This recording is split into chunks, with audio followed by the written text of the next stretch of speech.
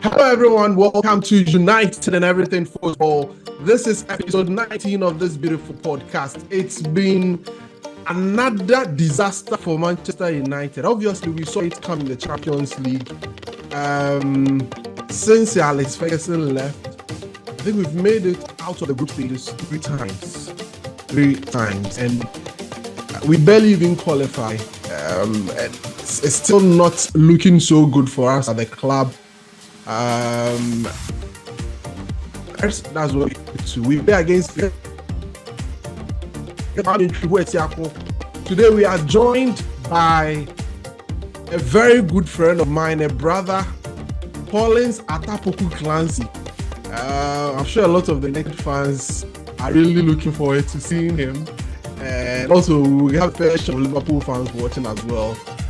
So Atta's joining us today to discuss everything United and everything football ahead of the big game coming up this week at Anfield. Last season, it was a 7-0 hot bath, a game we dread, we don't want to even think about, but it happened last season. So, Kwame, how have you been? It's been quite a difficult time for us. We don't need to be crying so much because that's what we do almost every week. We cry, we laugh, we cry, we laugh. How are you doing? How do you think I'm doing? Already, you said a season cast. The last episode, you said a season cast. So, Charlie, definitely that cast, yeah. Season cast. Of course, I'm not happy. Yeah, you're not happy. It's just, I don't even know what to say. It's just a horrible time to be a fan right now, but then we did. And there's a man at the red side smiling. Collins Atta Poku Clancy. How have you been, brother? Well, I've been very well. We are still striving on, so everything is fine. And it's good to see you inheriting misery. And it's nice.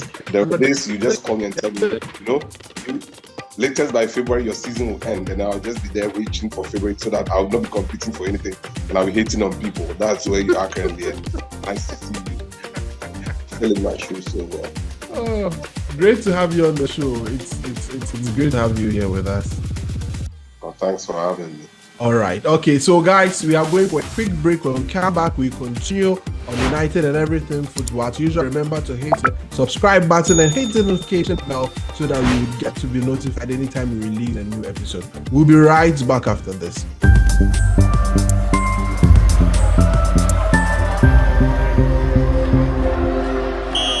Okay, guys, thank you so much and welcome back to United and Everything Football. Yesterday, United were up against Bayern Munich in the UEFA Champions League. Unfortunately, we were kicked out.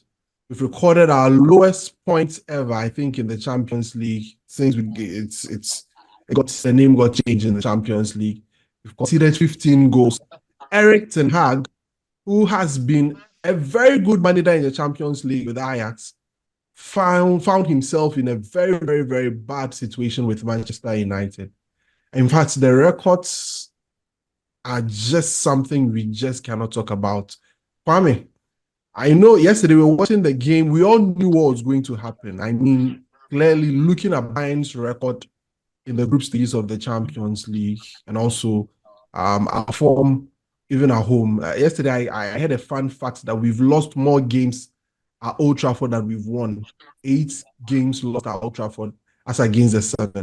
What has gone wrong with the fortress at Old Trafford, Kwame? Everything that's gone wrong as Manchester United this season. Every single thing. That Champions League campaign was an absolute disaster. We lost 4 games out of 6 in the group. Yes. We lost 3 of them from winning positions. Yes. We did not win a game at home. I mean, when you look at all these, we deserve to be where we actually finished, which is bottom of the group and completely out of Europe. There are fans who are trying to look on the brighter side of things, that now that we are totally out of Europe, we are going to play 1 game a weekend. Maybe that will change our fortune. See, the Blue Boys are playing 1 game a week. Nothing has changed over there. Something has to change drastically under this manager if we are going to turn our season around, because right now it's not looking good. What's wrong with this Manchester United team? Personally, I've aligned myself with Rafranik's comments, and I would always hamper on it. You know what? At some point, you need an influential figure directly involved in the football business who will be able to help the coach clamp down on some of the things that override the collective. We are talking about a club that sacrificed David Beckham, a club that sacrificed Ruud van Nistelrooy. They know how to move you on. Raheem, Paul Ince. But you look at those taking footballing decisions currently at Manchester United, and you ask, who are they? You hear John Murtough, then you ask yourself, he and the Arnold, what is their leverage in the football business? And what is their leverage in the real footballing activity? You go back to David Hale and Alex Ferguson. These were people who understood the football dynamic so well that they knew exactly when to clamp down on players, and they would do it so well. Look, I'm being brutally honest with you. Jadon Sancho wouldn't survive the former Manchester United, the current Liverpool, and the current Manchester City. Yes, players are assets, and as such, player power is rife. But when they know you are going to upset the entire team dynamic, they sacrifice you. They don't allow you to derail the entire unit. I feel that contrary to when Ten Hag was in Ajax, where he had a lot of senior figures being football people who understood the sporting side of what they were doing, it helped him. But at Manchester United, he has a lot of power, but he is superintended by people who are more vested in the business of football and the sporting side of it. And as such, these players and the issues they create are looked at from the lenses of the profit and loss statement. Until that changes, we will change managers, but it's the same narrative we are going to say because there's a lot of player power, they hold a lot of sway, and they're able to get coaches out of the door, even when they should be taking a proper look at themselves and ask if they have improved like the club used to do to players in the past. You come, they hone you, and then together with the others as a collective, you give them trophies. These lot are taking a lot of money. They are not delivering the trophies as consistently as Manchester United is used to. Mm-hmm. And who is the football person to clamp down on them? It's all down to the coach, Eric Ten Hag. But where's the director of football?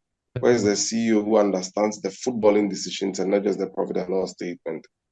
I feel that for me, it's going to be the biggest issue, especially when this person who is coaching the club worked with people like Overmars and Edwin van der Sar in his previous job. So he had time to concentrate on desiring patterns, designing them, and then trying to let his players understand these patterns on the training pitch and then coming to execute these patterns on match day. I think he has a lot to do and questions to answer that headed to the director of football, the football executive who has oversight responsibility over the sporting decisions, or to be answering them. But it's all down to him. Okay. Now you've really done the open heart surgery, as Ralph Rangnick always talks about. But as you've been following events, clearly there is going to be a shift where Sir Jim Ratcliffe, when his deal is ratified, will be coming in with a different set of people to manage the football division of the club. I don't know what your thought is on that. I mean, given your knowledge on Sir Jim Ratcliffe, his work that he's done with Nice in the sporting arena, the team that he has, do you think they are going to, bring in any different set of ideas to, transform the club in the way we would want it to be? The best testament to his sporting decisions are not the ones at Nice. If you really want to understand what he thinks of the human in the sports food chain, it is what he did with that Kenyan marathon expert called Eliud Kipchoge when he did that Ineos run to get him run the world marathon under 2 hours. If you look at the planning, the preparation, And then the designing of the spikes that was used, the route mapping, and then the pace setters that were used, that is classic Jim Ratcliffe. The football at Nice, even though it went well, doesn't do him much honest, like what he did with that Ineos Run project with Eliud Kipchoge. And somebody with that foresight, if he has a lot of say, I'm pretty sure he has the men to try and upset the current order and enhance the profitability on the player recruitment side. The era, okay, continue. Yeah. The era where like you have clubs buying players because their opponents are going for them is going to be a thing of the past. Well, the quality talent in the system are few, and all the big clubs are looking in the way of these players. But then again, this is a peculiar situation to Manchester United in that when they are doing their squad planning, you see things that weren't done under the successful Alex Ferguson era being done now. Let me ask the two of you, when was the last time Manchester United played against an opposition and then players from the club came to the manager and told him that, look, this guy that we played against is that good. We believe he's capable of playing for us. And would convince the manager. The manager would convince the head of football operations. He would also convince CEO, and then they are going to pay top money for that. And when you do some of these things, you repose confidence and trust in the players between them and the link to the manager, and from the manager to the head of the football operations, from there to the CEO. So like, aside reposing confidence in every step, there's also the unity of purpose and what we call in management a spirit call for people to do their work and then ensure that collectively they win. And it's one thing that I feel that looking at what he did with Eliud Kipchoge, it's something that is going to be positive. I read an article that had been translated from French in the Nice Matin newspaper about player profiling when the issues of Galtier came up. And you look at the sort of players there, Yusuf Attal, Kefren Turam, you put all of these players together. These are talents that were assembled, and then coaches were entrusted with them to ensure that they improve their individual play and let their individual play improve to the point where it will reflect the collective at Nice. So if you watch Nice, even in the storm of a police investigation about Galtier and all those things, they still play well and play very, very well. Look at the unit they've built this season, the number of goals they've conceded, and the flexibility and output that somebody like Dante is giving them. You don't even need to make it individual names, but as a collective, the right people are in charge.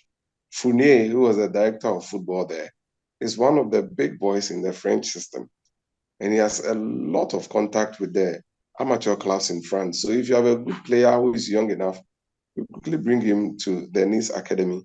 And then they've also been able to use the principality to their advantage.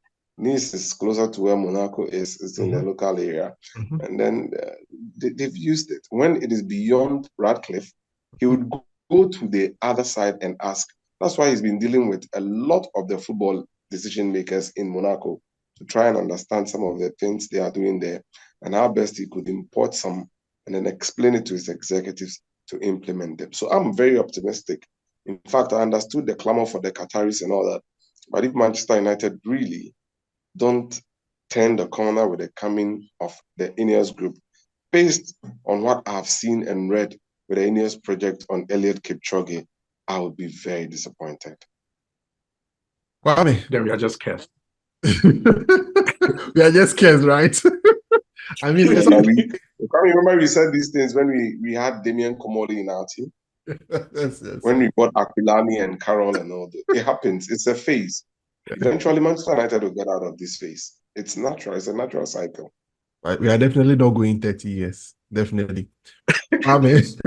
Be careful what you wish for anyway. Yeah. Amen. Let me get to you. Atta has given a very in-depth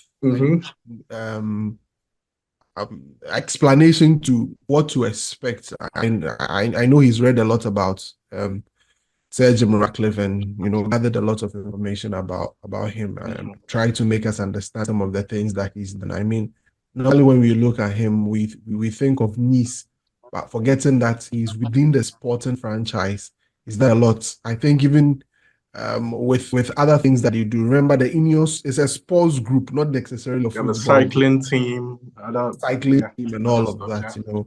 Yes, so it's clearly a very, very big thing. But Kwame, I think now every United fan is definitely closing their chapter for the season. I mean, what is there to expect? But everybody is now looking forward to Sir Jim Ratcliffe. We've done a lot of explainers. We've done a lot of talk about it and all of that. Clearly, news coming out indicates that, I mean, no one has the appetite to sack Erik ten Hag currently. I mean, you are reading all the news from The Athletic. There is a lot of decisions to be made at the club at the moment, and the decision on Erik ten Hag is not even part of the agenda unless results get bad and bad and really bad. There's absolutely nothing you can do about it at this point in time. I don't know. Where do you think we are going from now? Realistically, what do you think should be our season expectation before I get to Atta? Then we delve deep into the game against Liverpool and what to expect. And then we'll look at Liverpool as a club as well, how Klopp has been able to, get his men back after losing that midfield and all of that. We'll get to that. But Kwame, let's get to the question I asked you. All right. Before I say anything, I'd like to say I actually dreaded recording this series with Collins Atta Poku because I thought he was going to just simply stick the boot in right from the get-go. But it's good to listen to him give his perspective from a rival's eye, a rival's point of view. And it very much dissects our problems to the minutest detail. Yeah. He's saying things that our fan base argue over. And you hear fans say, for years, there was no issue about technical directors and blah, blah, blah. And all of a sudden, we are making reference to them as an excuse for the manager. But I've always been of the opinion that we can't keep making the same mistakes and expect different results. Yeah. If we do not fix things that are always getting managers into trouble, yeah, you'll get the next big thing in, yeah, and he will face the same problem in just a matter of time. So I'm glad he's opened things up to expose the grand problem. And hopefully, with the coming of Sir Jim Ratcliffe, I think hopefully he brings changes. As for this season, he cast. Season's done. I mean, see, even if, like you said, if someone wants to take a decision on the manager now, the CEO is gone. He left on the 11th of December. The guy that's the CEO who actually approved of this man being appointed. Yeah. The man who handpicked him, that's John Myrtle, is on the verge of getting the ask. So you're asking yourself, even those who are supposed to be in charge of sacking him, they are being sacked. So who is going to do the sacking? We have to wait until the new guys come in. And if Erik ten Hag fits into their project, I think they've sounded it out already that they think he is a good manager and, they would like to work with him. Yeah. But I also think he also has something to prove to them, even over the course of the rest of the season, that he deserves to actually work with the new team. So, yeah, let's just see what he can do to show them that he's the man to carry the club forward. And hopefully when they do eventually come in, they'll make the right changes to be able to change our fortunes. Okay, all right. So, Atta, let's delve straight into the game on Sunday at Anfield. I just saw the news that Liverpool are resting some players. I mean, it's just a football match. Why do you have to rest some players? You have a Europa League game to play. Why do you have to rest us? We're already dead. Why do you want to kill us, finish us? Atta? Oh, no. Thankfully, we are learning from the playbook of last season. We had a very terrible season around this point when we were just about playing Manchester United. They had gone unbeaten in 20 games, and the only defeat within that 20-game stretch was 1. So when we played them, they had won 16 games. And we had just scraped past Wolves. We had been properly beaten by Real Madrid on our own turf in the Champions League. And then we had drawn at Crystal Palace.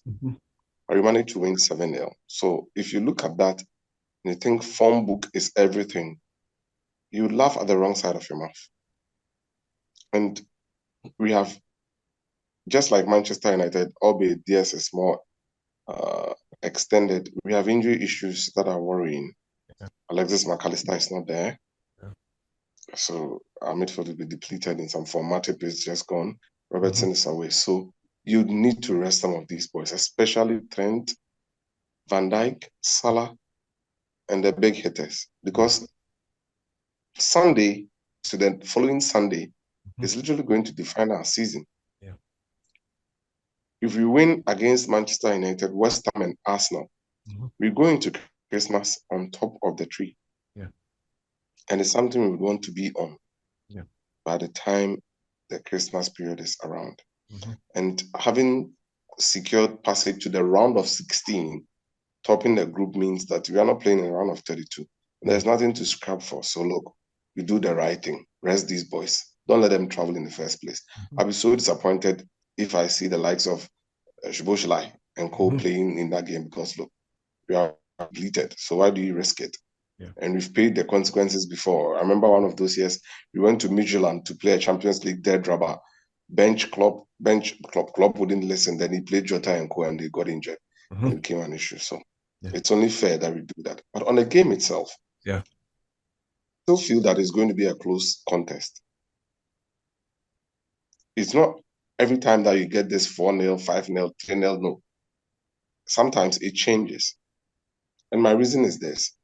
At some point, the players themselves realize that they can't disgrace themselves all the time. They have families. These families read from the press and all the things that are said about them. And if you've dealt with footballers closely, when they are in their lowest ebb, that's when they have the zeal to give you a reaction. And they could upset you. Yeah. And if anybody knows the power of being a wounded lion, how it works, it should be Jurgen Klopp, because it's something he's actually lived with for a greater part of his coaching life and playing life. So I expect us to take Manchester United very seriously and then fight to win at the end of the game, because anyone who would be given a Liverpool jersey to play on Sunday should understand that, look, this game is not one of those games that is going to be one of those a stroll in the park. No, not at all. It's going to be a difficult game. Yeah. Not least. I think I saw your game yesterday, and there were injury situations too. And some were sick. So I'm pretty sure Rashford and Martial would come back. And once he's on the pitch, he's somebody who has never stopped scoring against us. He's been quite consistent from his debut year and all that. So I expect a tight game, irrespective of what many think that is going to be one of those strolls in the park, because of the injuries to Manchester United and their current form. Yeah. Kwame, what do you think? I mean, for us, there was no need for Atta Poku. There was no need for Atta Poku to gaslight us or gaslight the occasion. He's harassing us, and no. There was no need for that.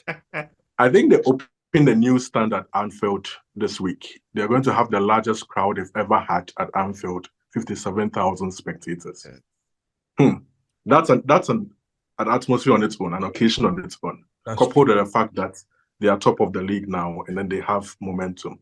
Yeah. Liverpool this season, even when they are not playing well, they some way, somehow find ways to win this football games. Yes. And this is a Manchester United team that is short of confidence, short of results, seemingly in crisis, has an injury crisis, going to Anfield in such circumstances. Yeah. The last time a United team went there under similar circumstances, I think, was Jose Mourinho. When he was on the verge of the sack. Yeah, he lost 3-1. Ralph Rangnick, he was already a dead man walking, so he didn't give a hoot. I think he lost 4-0 or 5-0. And last season, when we thought we were in form, going into that fixture, I was quite confident going into that fixture. Even after the first half, we're just down by a goal. I think it was a fairly even game, and then we totally capitulated in the second half. I don't expect us to go there with the personnel that we have. We saw the lineup yesterday. We even suffered more injuries yesterday as well. There's the absence of our Shaw captain who is on suspension. Exactly. So it's just where is this inspiration going to come from? The inspiration that Collins speaks of. Where is it going to come from? I don't think anybody is going to dig anything out of anywhere. We have lost the games we expect to lose this season, and that's just one of the hardest games to ever play. Irrespective of which Manchester United team, that is one of the hardest games in any Premier League season. We're not getting anything out of that game. Nothing. I mean, if just to add a bit more to the point you are making, I mean, if you look at Liverpool, our games against Liverpool over the last 2 or 3 years, they've had results against. I think the only time we won was last season at home. That spirited performance after a very bad start to the league and all of that, where we decided that we're going to show up, we're going to give up our best. Then we're able to get results as a result of that. I mean, just look back. Ralph Rangnick, Uli, we lost 5-0. I mean, when we are down, clearly, we find it very difficult to play against Liverpool. It's something. Even Ole's first full season, we played 1-1 at Old Trafford. We went to Anfield. Liverpool were on form. We ended up losing the game by 2-0. And clubs seem to have found a way to play against us. I think the last time we ever beat a club side at Anfield was in 2014-15. That was I think his first 2 seasons, he lost to United back-to-back. Exactly. At Anfield, LVG. Yes, and since Rooney's goal, 1-0 win at Anfield. And that was it. It's been how many years now? It's been almost 7 years now since we won at Anfield. So it's not a game I think any realistic United fan would think that it's a game we could get something out of, given all the circumstances that we find ourselves. We are losing games people expect us to lose. I mean, no big game. I wouldn't classify the game as Chelsea. I mean, all intents and purposes. Chelsea's not a big game. Chelsea is a big team, but the game on the base of how it was played on the other time, I don't think it was a team in form and all of that. So I mean, beating them wasn't anything that there is that energy, excitement. But you look at the Chelsea team and where they are currently, beating them isn't anything. So I going into the Liverpool game, especially at Anfield, as a fan, I don't think I have any confidence going into that game. Many people have said they won't be there. Honestly, I won't be there. I hope I'll find myself busy. I won't be there too. I'll find myself busy that day. We won't be there. Anyway, so that's it with the game. Atta? One thing the two comments have not been paying attention to is how we've played in recent times. We are getting results. Yes. We are not playing well. That's it. We played against Fulham. We were literally losing that game until Wataru Endo came on and forced some magic with Trent. Exactly. We played against Sheffield. Mm-hmm. We weren't playing well. Yeah. But we found a way to win. Yeah. We went to Crystal Palace. It was dreadful for 76 minutes. Yes. Until the Jordan Ayew sending off. Yeah. One thing has been clear. Alexis McAllister was tapering off. Mm-hmm. And once he went off with that injury, we've been very poor. I'm not even going to lie. Our build-up is horrendous. So we are reliant on the individual brilliance of Mohamed Salah, who actually has a good record against Manchester United. Mm-hmm. It's one of the things that excites us. That Salah probably could lead a charge for us. Okay. But in terms of approach play and all that, look, we've not been playing well in recent times. And even though it's going to be close, I'm going to rely more on the crowd pushing the Liverpool players to get the business done more than any other thing. And that's it. And you would admit that the mark of any good team is to still find ways to win, even when that team is not playing well. I've watched Liverpool several times this season, and they never give up. They dig a result out. That performance at Newcastle, that tops the lot. Yes. Going down by a man for that long in that stadium, that arena that nobody wants to go to right now, and pulling out a win against all the odds. That's champion stuff. If any team is going to be champions. Personally, I even feel that is the game that changed our season and giving us the shot in the arm to be doing this mentality monster stuff where we go down and come back. But for how long are you going to continue living your life on the edge like that? It means there are some frailties in your team that others could always capitalize on. But like you rightly said, Kwame, look, we have Anfield when push gets to shove. And we are the best home team in the Premier League this season. And it's one of the things we have to rely on Sunday. All right. Atta, I'll get back to Kwame. I'm done with you. What's there to talk about United? Absolutely nothing. But Atta, in about 3 minutes, just what the season's expectations for Liverpool? I mean, where do we see Liverpool going this season? I mean, we would want to know from your perspective as a fan. Well, Janila, I would love to see our club back in the top 4, back in the Champions League. Yeah. Because watching the Champions League is quite difficult when your team is not in. That's true. So in the league, I would want a top 4 finish. And I pray that the top 4 could be not number 2 or number 3, but could be number 1. Then we are going to be happy. But once there is Manchester City, you can't say it louder because they would always find a way. They would always find a way. And then secondly, this group owes the Europa League, and it's something that I'm properly fixated on. Yeah. Once they get the Europa League, it means they've completed the entire set. And I would wish this for them because not until 77, 78, when that generation did that, our golden generation, nobody has been able to do that for us. Owen and Co. Gerrard and Co. won the Europa League, won the Champions League, but not the Premier League. And having won everything, I would love to see these guys win the Europa League. In fact, if you get a top 4 place and add the Europa League, I'll be so happy. What's your season expectations for Manchester United? I told you the season cast. It cast. So I've written it off completely. I've written it off.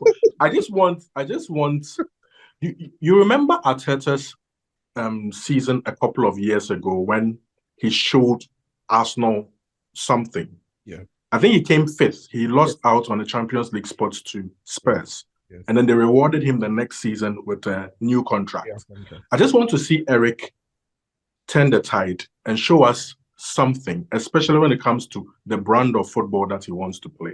Right. And if he's able to do that, I think he shows Ineos that he's the man for the future job. All right. Guys, a question to Atta before. Okay, we have just go. Is Salah staying beyond this season? I'm just throwing that in there. It's a hopeful punt, Kwame. We can only hope. I've actually worked for like 2 months in the MENA region, and the way they see him, I don't think we have the powers to keep him beyond this season. But looking at how close he is to these records, I would love to have him, but it's only a hopeful wish. If they really push for him like they did in the last transfer window, I'm pretty sure they'll get Salah away from us in the summer. It's difficult, but I'm beginning to accept reality, unless a miracle. Unless a miracle, says Atta Poku. All right, guys, thank you so much. Thank you, Atta Poku, for joining us. It's been a pleasure having you on the United and Everything Football podcast. Kwame Ibuesiapo, my co-host and panelist, thank you very, very much. And to all of you who have subscribed, for those who are watching now and have not subscribed, please, we beg you, the notification bell, then the subscription. I mean, just hit it for us. It's very, very important to us. We cherish you, that you spend your time with us every single time to enjoy this beautiful podcast with us. Thank you so much for joining us. We'll be back same time after the Liverpool game. We hope it's something to smile about. We just hope against hope. Kwame, thank you so much. We'll be back some other time. Enjoy yourself.